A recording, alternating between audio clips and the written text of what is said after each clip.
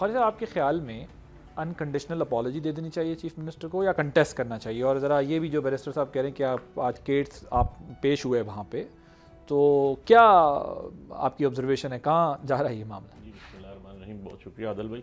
عادل بھائی بڑا interesting case ہے یہ، اگر میں اس کے آپ کو فیکٹس اینڈ فگرز اور فیچرز لیگلی بھی بتاؤں اور پولیٹیکلی بھی بتاؤں تو آپ کو پتہ چلے گا کہ یہ اس طرح نہیں ہے اتنا سمپل سا، اور ڈیفینیٹلی ای سی پی کے اوپر ایک کوشچن مارک بھی آتا ہے۔ آپ پوچھیں کیسے؟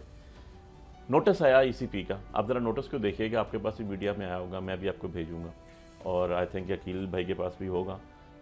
انہوں نے کہا آپ نے حویلیاں میں تقریر کی ہے۔ اب میں نے وہاں سٹانس یہ لیا اور ان کو ای سی پی کو بھی بتایا کہ جی آپ کا نوٹس ہے، انہوں نے کیا جی ایڈمٹ کیا جی ہم نے کیا ہمارا نوٹس اور حویلیاں ہی لکھا ہوا، تو میں نے کہا جی حویلیاں تحصیل جو ہے وہ تو ضلع ایبٹ آباد کی ہے، وہ تو ہری پور کی نہیں ہے،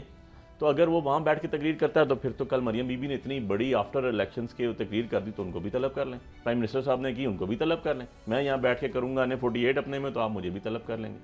سو وہ جو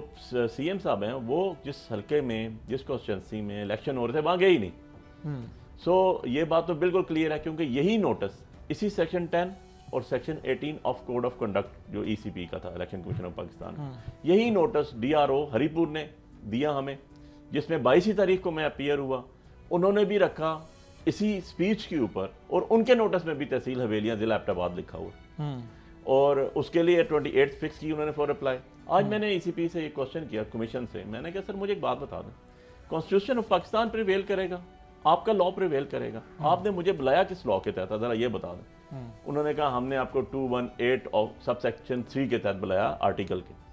ٹھیک ہے، کانسٹیٹیوشن کے مطابق۔ میں نے کہا جی پھر آپ مجھے یہ بتا دیں کہ میں آپ کی مانوں یا میں آرٹیکل 13 آف کانسٹیٹیوشن کی مانوں، ڈبل جپٹی میں نہیں آؤں گا میں کیا؟ ادھر بھی یہی پروسیڈنگز چل رہی ہیں، ادھر بھی یہی پروسیڈنگز چل رہی ہیں، ایک ہی سپیچ ہے، ایک ہی شخص ہے، ایک ہی الیکشن ہے، دونوں کہتے ہیں کہ تحصیل حویلیاں ہیں، ضلع ایبٹ آباد ہے، سو اس کے اوپر پھر بلا لیں مریم بی بی کو بھی بلا لیں۔ تو انہوں نے کہا نہیں، میں نے کہا دوسری چیز مجھے یہ بتائیں، ایک تو آپ نے خود ٹیک اپ کر لیا اس کو، میں سو موٹو ہی کہوں گا، آپ کے پاور کا یوز کر کے آپ نے کر لی، فائن انف، آپ کے سیکٹری کھڑے ہوئے ہیں میرے لیفٹ سائڈ پہ، رائٹ سائڈ پہ جو آپ نے کنٹیسٹنٹ کینڈیڈیٹ ہے اس کو کھڑا کیا ہوا،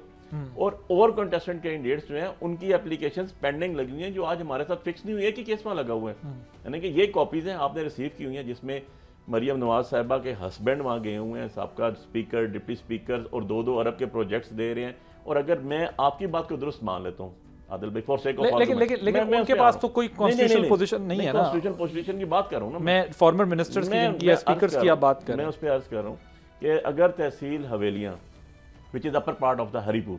وہاں پر سی ایم نے تقریر کی، تو سی ایم پنجاب آ کے تحصیل حسن عبدال میں جو نیچے والی سائڈ پہ ٹچ ہو رہا ہے وہاں کر کے 3 ارب روپے کا برن ہاسپٹل دے کے چلے گی، پارک دے کے چلے گی، سارے کے سارا، تو میں نے کہا وہ پینڈنگ پڑی ہوئی ہے آپ کے پاس۔ وہاں کے جو کینڈیڈیٹس تھے انہوں نے وہاں پر ریٹن لکھ کے دیا، تصویریں لگائیں، یو ایس پیز لگائیں، اور مریم بی بی کے بینرز لگے ہوئے ہیں، اور ہری پور کے اندر جو ڈومین آ رہی ہے وہ ڈسٹرکٹ ہری پور کی آ رہی ہے، آپ نے اس کو ٹیک اپ نہیں کیا۔ سبسکرائب کریں اور بیل دبائیں تاکہ کوئی خبر رہ نہ جائے۔